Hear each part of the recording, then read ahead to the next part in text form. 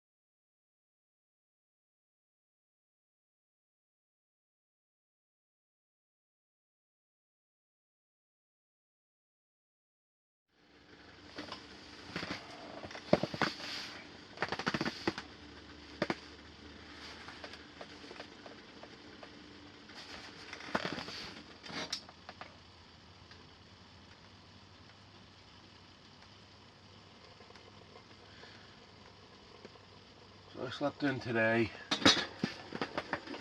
Yesterday, we went out really early before sunrise. We actually kicked some up then, but we stayed out till around 9:30 or 10 o'clock, and then we came back in for a brunch, and then we headed out across the lake to hunt for some grouse, and that was successful. We put up four birds, 4 grouse, and we had 2 shots at 2 different grouse, but we missed those. But needless to say, it was a successful day.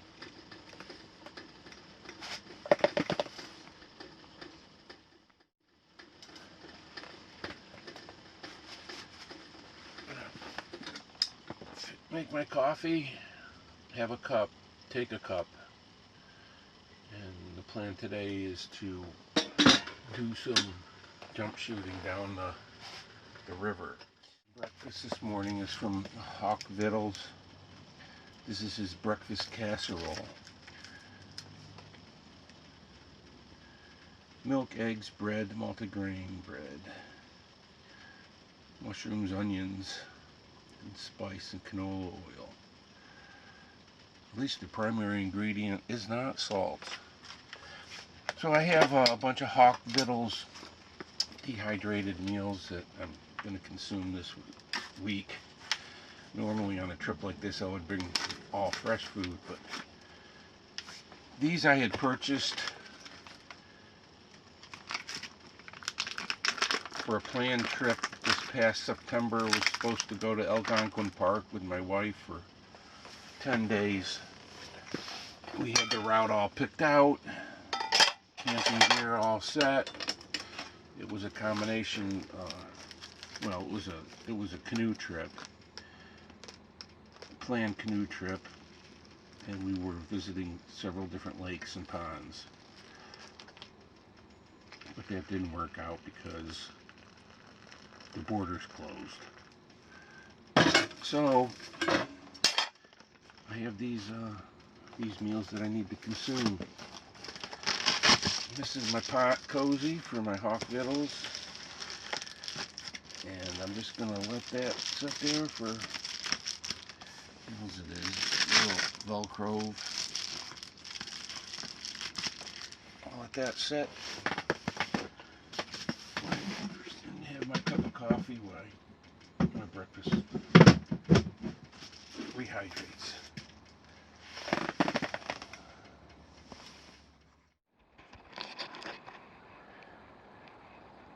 Gonna head out in just a couple minutes to do a float trip down the river for some jump shooting. But before I go, I have a Goal Zero 400 Yeti 400 battery pack that we've been using to recharge our stuff. But the sun's going to be out this morning, and the battery's down to 75%, and I'm just gonna put my solar charger out, which, yes, it is a Goal Zero 100-watt solar panel. So I'm gonna set it up. over here. And it'll catch a lot of sun today. I anticipate it being fully charged when I get back. I'll show you the setup when I'm done. Alright, so here's my Goal Zero solar panel. 100 watt. It's a foldable one. I forget the model name of this particular one. But I have it on the cart that I used.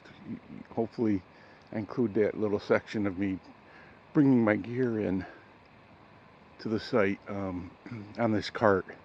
I've had this cart for 30 years. It's been stored up in the attic. Used to use it for my guide boat, and it was wider than this.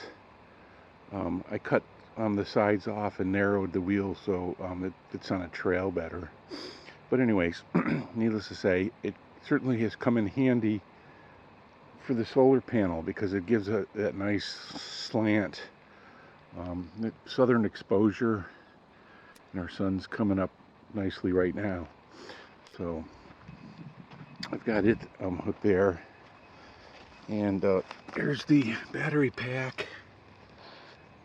And early morning, it's putting out 29 watts at the moment, but it certainly gets a higher percentage than that with direct sunlight, with more direct sunlight.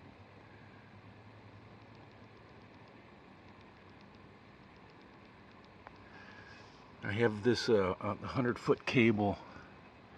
If I need to, I can run it like right into the tent if I wanted to and charge it there, but I'll just leave this out like this for today.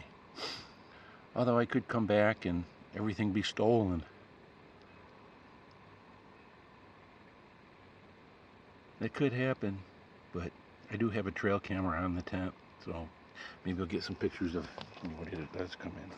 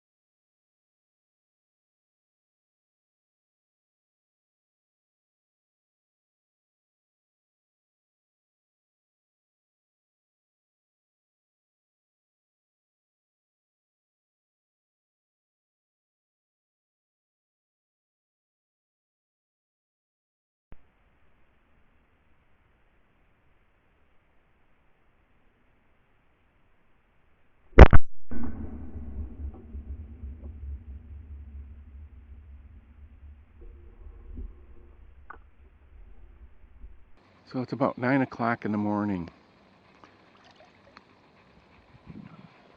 and I was coming around this corner here and put up I think they were both hens, mallards, and I knocked one down. Thought I lost it. I couldn't find it for a while, but it was in the sedges here. Took me a while to look took me a while to find it. Anyway, so here's my bird. And the interesting thing in New York is they limit mallards to 2 a day and only 1 female. So, and I'm not the greatest identifying birds in flight, so I'm gonna call it quits. I'm not disappointed at all. I say to myself, if I get 1 bird, I'm satisfied, and here I am. So I'm gonna go back and we're gonna work on the teal to get it ready for Thursday cook, and I'm gonna hang this one, let it age for a couple days when I'm here, and then I'm gonna fish for the rest of the day. Maybe I'll go out for grouse. We'll see, but I'm happy. I'm gonna say I'm not gonna bother going down this river and disturb any more ducks. I'll save it for tomorrow. I'll do the same thing tomorrow.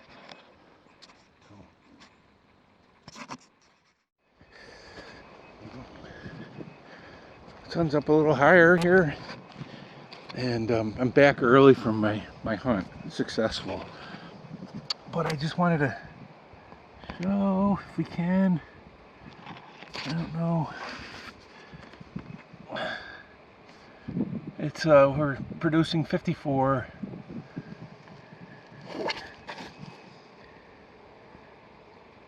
watts, 53, 48, 90% full. It'll fill up in no time. Blue teal. And I've had it hanging since Saturday. Got it Saturday. So Sunday, Monday, and today's Tuesday. So now I'm gonna pluck it and keep it on ice till Thursday. I think David's coming up Thursday. And he's bringing some venison apparently, and I got a grill. And we'll have this as a hors d'oeuvre. So I haven't gutted it or anything.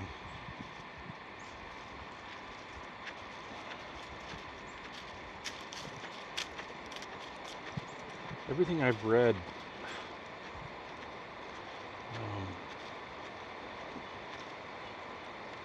the best way to have a duck is to keep the skin on. And if you don't gut shot it, just hang it for a day or two and then pluck it. It's easier to pluck. And as you can see, I'm not having that much trouble. Keep it dry. It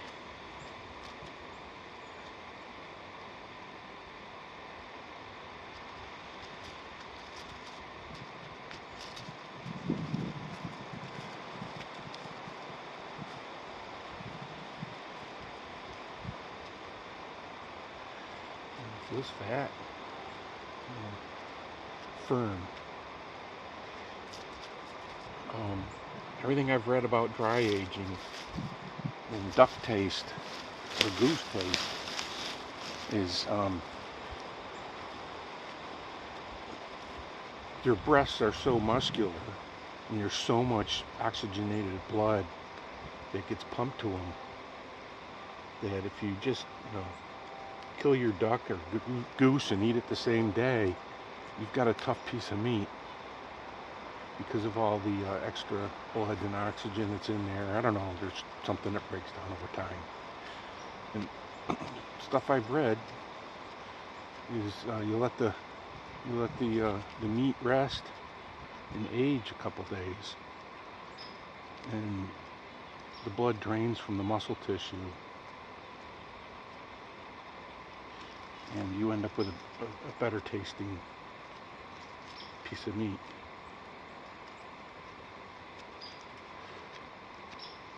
I've never had teal. My only teal I've ever gotten is right here.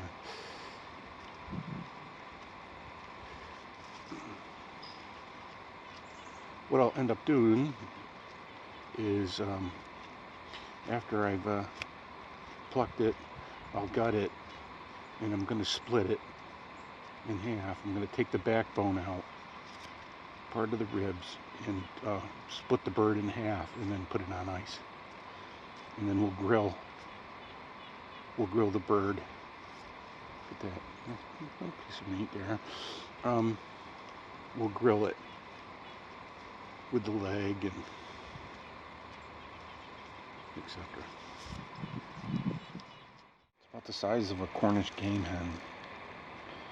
Not much meat, but David and I will enjoy it. I hope. It's good.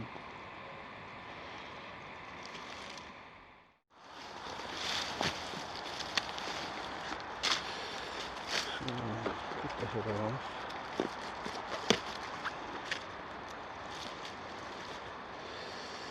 The head's off.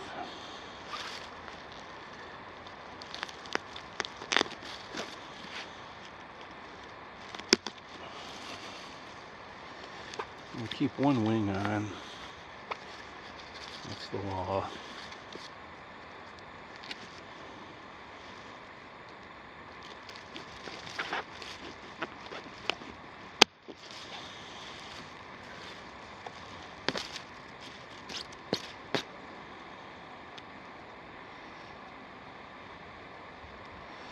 Cut the wing off just before cooking it.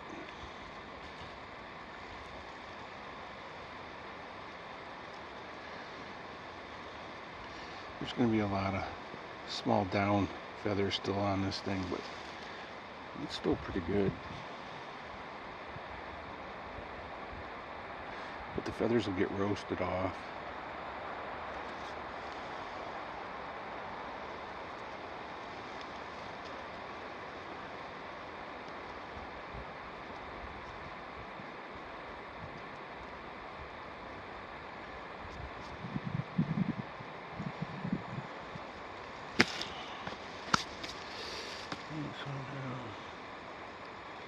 See if I can open this up.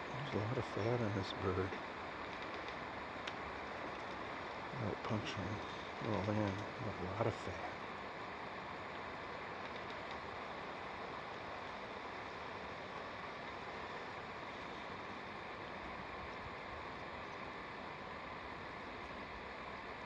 Let's see if I can open this up without puncturing the intestines.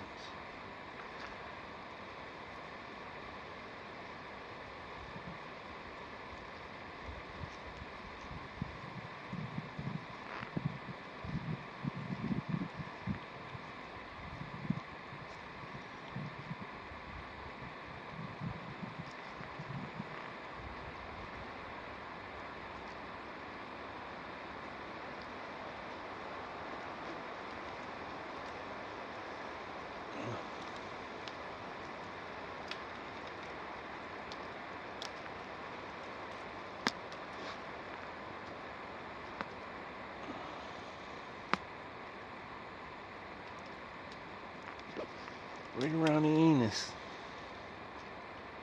That fat there is just melting in my fingers.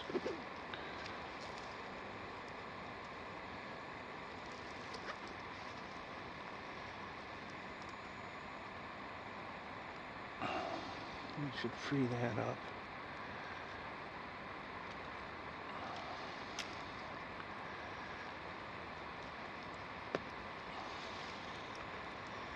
Oh shit. So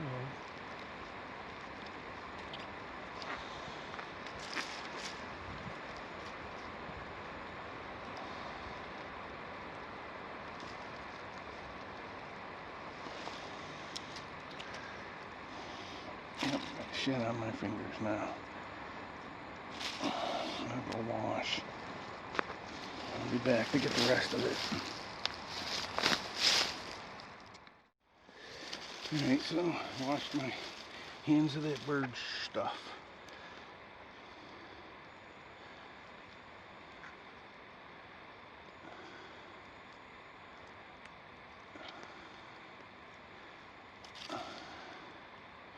It's a gizzard liver.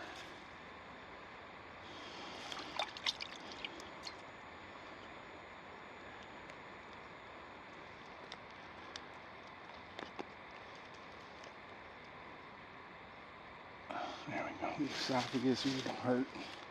I'm not keeping any of that. Not interested in it right now.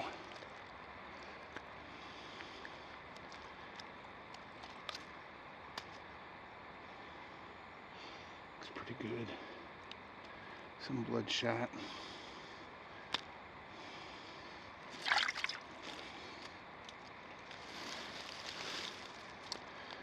I really don't want to have to wash the bird. I think I got the esophagus and intestines came out.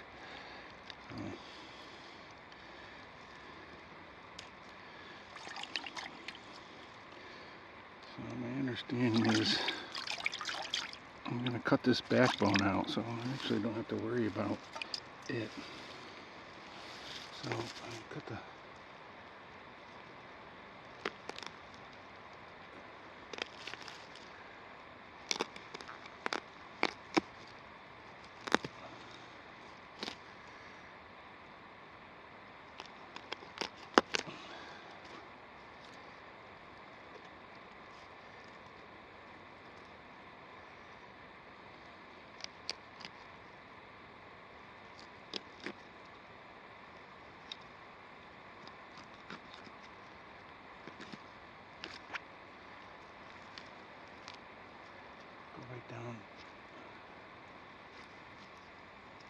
That's a one.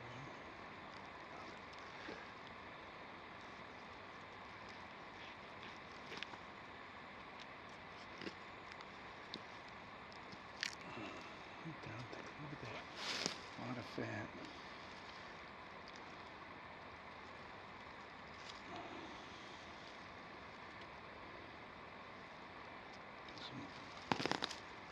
Some tissue there.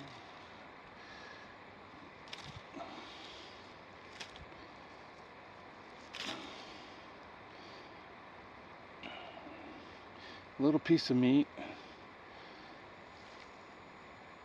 So I'm going to split, when I cook it, I'll split the breast down the middle. Or maybe I'll cook it whole, flatten it out, and grill it.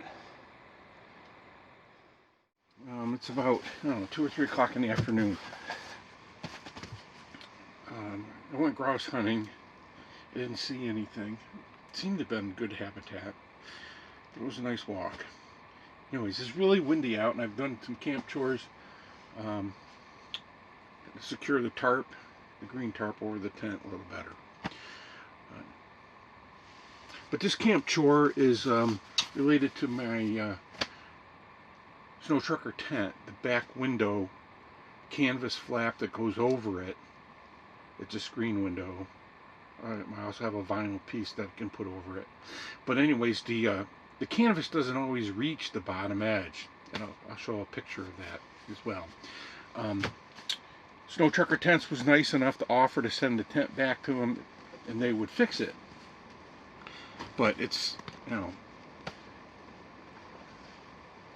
it's too big to ship, in my opinion. Not worthy. So anyways, they offered, they sent me some extra material in Velcro because I could repair it myself or come up with an easy repair. And I started doing that.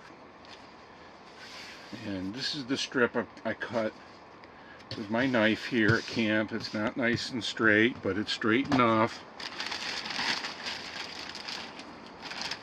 And I'm going to use tear mender. Well, it's like tear mender. It's called liquid stitch. Same thing as tear mender. To sew it together, so to speak. I'm going to put the Velcro strip on one side, so it'll extend the length of the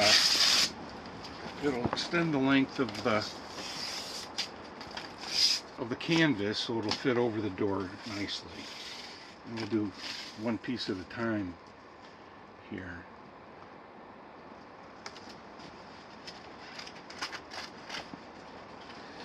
So I need to cut that.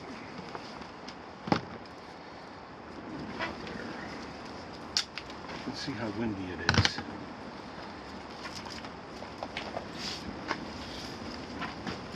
Wrong piece.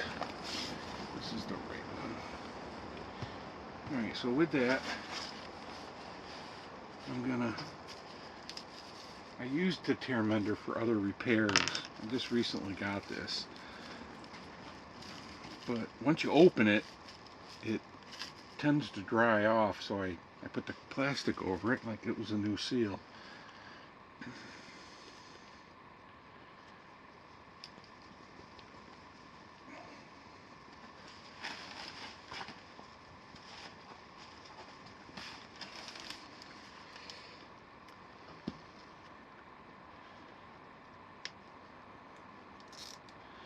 And I should have cleaned off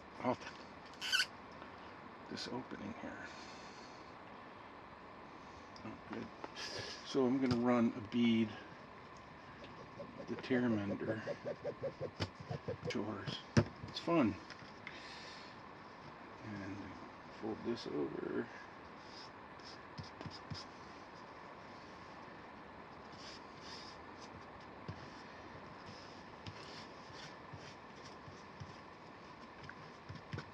And it stays flexible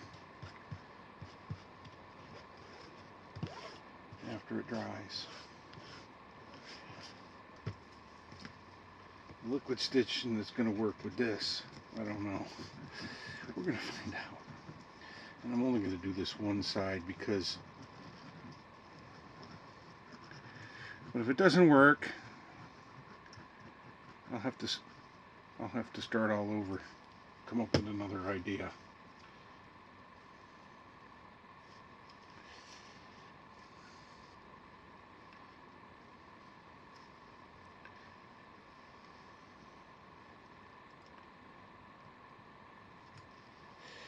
I'll get it off of my fingers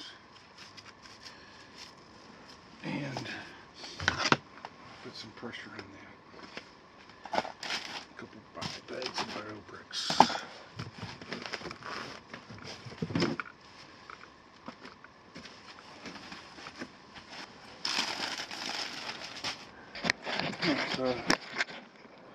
I put the bio bricks on top of it to give it some pressure. I don't know if it's going to work.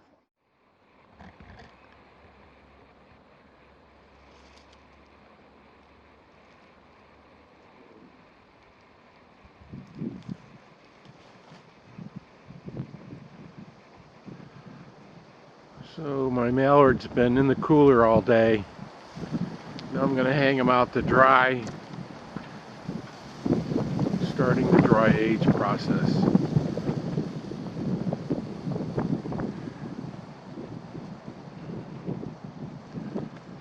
And I'll probably put them in the cooler during the day, take them out at night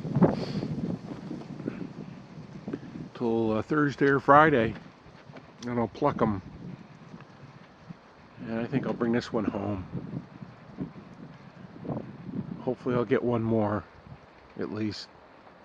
I hope to get one more. That way I have two, have a nice meal. The teal, I'm going to have Thursday with David.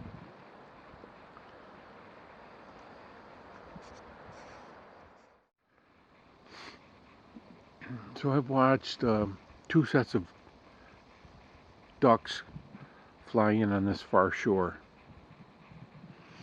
And there's at least a dozen to 20 birds over there. There were two different groups. They sort of migrated together over there. So I have a plan for tomorrow morning is I'm going to hug this right shoreline here. Right along here. Cross over. And then move up this way. Put them up.